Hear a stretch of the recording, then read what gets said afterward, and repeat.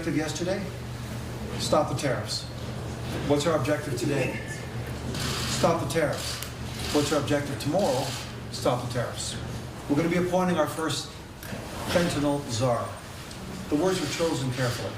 Fentanyl czar, who will serve as the main interlocutor between the Canadian and U.S. governments and will enhance our collaboration in combating fentanyl.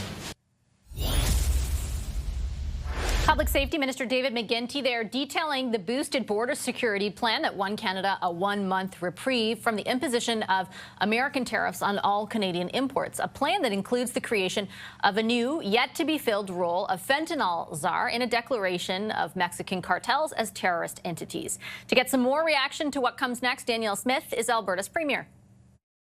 Hi, Premier Smith. Good to have you back on the show. Thank you very much for making the time. Hi, Vassy. In your weekend op-ed, Premier, you stated calm, logical discussion is far more effective than tough guy rhetoric when dealing with a misguided ally. Do you give the federal government any credit for this, 30-day pause? Was standing up to Donald Trump essentially necessary to make some progress? I think that the arrangement that they came to yesterday, having the fentanyl czar and a cross-border collaboration, declaring Mexican cartels terrorist groups, and committing a number, 10,000 people who would be dedicated to this issue. I think that all satisfied the Americans' concern that we were going to take the fentanyl issue seriously. I think that's what led to a 30-day reprieve. Now it's going to be a matter of making sure that we show some progress on that in order to make sure that it doesn't come back. Is it your impression then that essentially extending this pause will be predicated on action at the border? And I ask because in one sense, that's what the executive order says. That's what all the communication yesterday said. But in another sense, just hours before the reprieve was announced, the president is going on and on and on about annexing Canada. I think that there's two conversations we're having with the U.S. administration. One conversation is the tariffs related to fentanyl. And the second conversation is all of the irritations that the administration has with the CUSMA agreement. And I don't think we should intermingle those two. I think we've got to address the fentanyl issue to avoid the 25% tariffs. And then the second stage is having an election so we can have a government who can spend 4 years renegotiating the CUSMA. I think if we try to intermingle those two, then we're not going to satisfy the concerns around fentanyl. So I'd like to stay focused on fentanyl, make some progress in the next 30 days, and then hope we can move on to the next stage when we've got a new elected government at the federal level. Is it us as Canadians, though, who are intermixing them, or is it the president himself? Because I would note, for example, his public statement last night on the reprieve concluded with essentially him saying, let's see if we can reach an economic agreement by the end of this, while our statement focused very much on the border. And again, he's the one talking over and over again about the utility of Canada becoming the 51st state. I think it's both. I think that we need to make progress on fentanyl so that we don't end up seeing the 25% tariffs come back.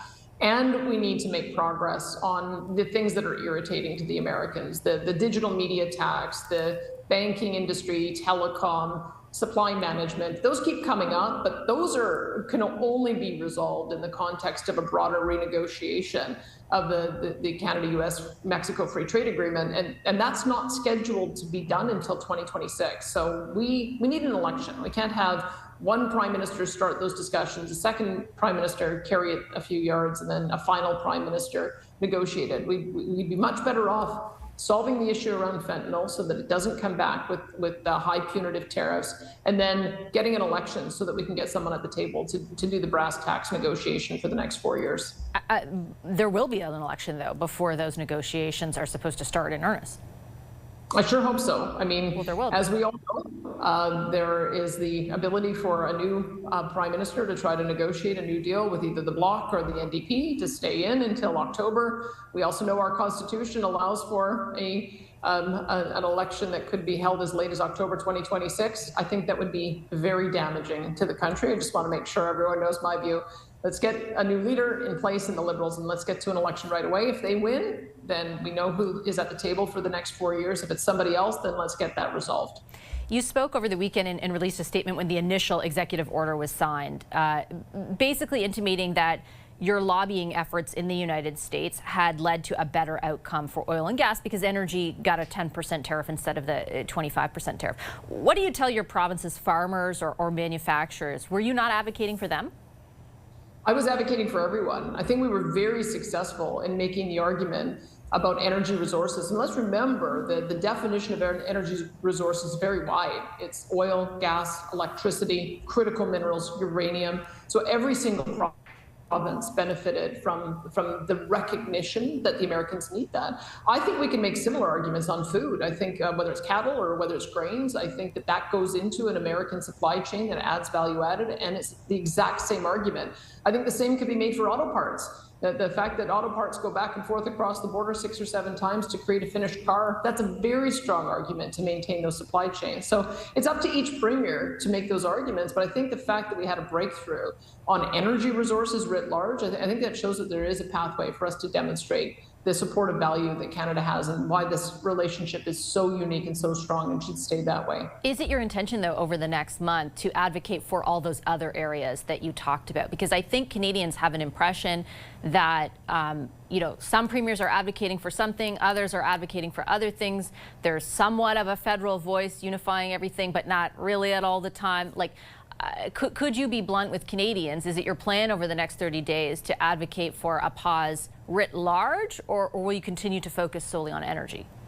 I've never been focused solely on energy. I've always focused on this special trading relationship we have as a reason for Canada as a whole, every province, all products, to be able to go across the border tariff-free. I think our strongest argument is around our energy resources. As you've seen, we've had a breakthrough, and now we just have to work on making sure the Americans understand that entire picture across all tariffs. But I don't want to get distracted on the economic arguments without understanding that we have to address the issue of fentanyl deaths. When I talk to members of the administration, they're very aware that 75,000 Americans a year die of fentanyl. We have a fentanyl overdose problem in Alberta that we've been tackling for 6 years. So let's work together to try to stamp that out for good. And then we can get on to talking about the economic arguments later. But the issue of fentanyl is not one that happened overnight. And I think we've talked before about not to take away anything from obviously the poisonous supply and the impact it's had on both Canadians and Americans' lives. But the data from border authorities in the U.S. clearly shows that our border, when it comes to fentanyl, it's a fraction of the seizures that are happening overall at both borders. Were you making those points when you were talking about the border? Because the way that you've communicated around it seems to accept the characterization of the U.S., which is not based in fact. Well, it's not helpful to tell the Americans, well, we've only provided you a supply that would kill 9.5 million Americans. That's not a persuasive argument, and I think we should stop using it. I think we need to understand Canada's problem is different. Canada had a big problem with TD Bank acting as a money launderer. They got a $3 billion fine. We've had our casinos in British Columbia act as money laundering. We have the issue of not actually examining containers when they come in on our ports. We don't examine every car that comes across the border. We have cars being stolen and stuffed with drugs and sent outside of Montreal ports. We've got packages coming across the border through Amazon that go unchecked. So just because we haven't found it, maybe it's because we don't have the processes in place to be able to find it. Maybe that's what the Americans are raising. And now we have an opportunity to address that because our people are dying too. And we shouldn't be complacent about that. We should want to work with them in our own interest to be able to stamp out the cartels as well. Yeah, and I certainly don't think anyone's advocating for complacency. And I think even in, for the benefit of Canadians, which I think something you and other premiers have said, like there's nothing wrong with addressing the fentanyl issue. But and I take your point about not saying, well, only X amount of people are dying, but that takes away completely from the factual basis. Like, he wants to punish us in the same way he's punishing Mexico, predicated on some sort of pretext around the border when it doesn't exist in the same way. Why don't you want to make that argument at all? He wants us to recognize that Canada enjoys a very special relationship with the U.S. that no other country in the world enjoys, and just show the respect of taking seriously the fact that they've got people dying and they want it to stop. That's it.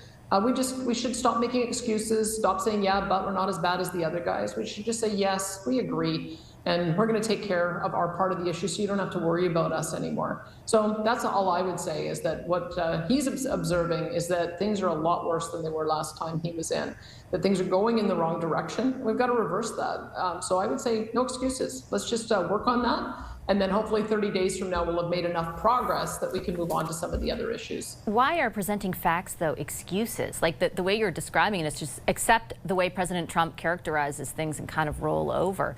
I'm not sure Canadians would be comfortable with that. Well, I'm not comfortable with the fact that over 1,000 people per year die in my province from fentanyl. I'm not comfortable with the fact that cartels are operating in my province. I'm not comfortable with the fact that I'm having to shut down super labs and drug houses. I'm not comfortable with that either. And so I'm not going to downplay the serious tragedy and loss of life in my province because of the Mexican cartels and this poisonous drug that has caused the addiction. So I see it a bit differently, I think, from you, Vassy. I think it's just as serious an issue for me in my province as it is for the Americans in their country, and that we've got to crack down on it, and this is our opportunity. So you don't see any value in, and I'm not saying dismissive, like I'm not saying be dismissive. I don't think Canadians want to be dismissive of the fentanyl crisis, which is a crisis on this side of the border as well. But the idea that President Trump is describing, what comes into the United States as responsible for the numbers that he's put out there, like, again, the facts don't bear that out. Why are you unwilling to concede that? Well, because we haven't done the analysis yet. Let's examine every package. Let's examine everything, every container coming into our ports. Let's examine every truck coming and going in our country. And then we would be able to say, okay, we feel confident that it's not us. We can't say that right now because our people are dying too. And so the fentanyl's coming from somewhere. The precursor drugs are coming from somewhere. We had a major case that took place in Alberta this week where one of these guys who was busted in 2021 just got 16 years in prison. We've got a couple more cases like that coming. I'm not going to downplay that. That's serious business, and we're doing everything we can to do law enforcement as well as our recovery approach to getting people off drugs. And we've been talking about that as a government for 6 years. So I'm going to show how serious we are and do as much as we can to make sure that our own people are made safe. Just one question before I let you go on sort of the longer term prospects for escaping these tariffs. Based on your communication, based on the way the last 24, 48 hours unfolded, what do you think the chance of permanently escaping the application of these tariffs is? Well, I think there's two tariffs. I think the fentanyl tariffs, the 2510 tariffs, will come back if we do not make serious efforts to reduce the number of deaths that are happening in the U.S. that we're responsible for with fentanyl. So I think we have to make sure that we take that part of it seriously. And then round two is a renegotiation of the Canada-U.S.-Mexico trade agreement, which hopefully a new government will get underway as soon as we get past this initial crisis. But we have to look at them as two different discussions we're having with the U.S. And it's probably going to be a hard negotiation, but it'll be a lot better to start that negotiation with a government that has a 4-year mandate. All right, I'll leave it on that note. Premier, I appreciate your time as always. Thank you so much. Thanks, Vassy.